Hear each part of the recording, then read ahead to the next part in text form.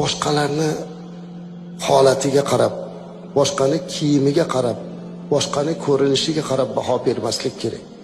Biz bilmaymiz. Hajida o'tirganimizda qop-qoragina bir odam keldi, namozga turyapmiz, umraga, hajga borganlar bilasiz, safga odam talashib ketadi. Bir odam u yoqqa kelsa haydashyapti, bu yoqqa kelsa haydayapti, ko'rinishi juda yupun, kiygan kiyimi ham juda bir sodda, shunaqa bir odam, hokisor bir odam turibdi. Men chaqirdim, keling birga sig'ishamiz deb. Arabcha gapirdim. Qora habash arab ekanlar, keldi, birga namozda turdik. Keyin bilsam u odam dunyo bo'yicha 10 ta qiroatning eng katta sohiblaridan, ijozat sohibidan bo'lib, yetim bolalarni qori qiladigan maktabning mudiri ekan. Mahalliy gapni aytganimdan keyin butun bizni oldimizda turganlar uni ziyorat qilaman, rasmga tushamani boshlanib ketdi.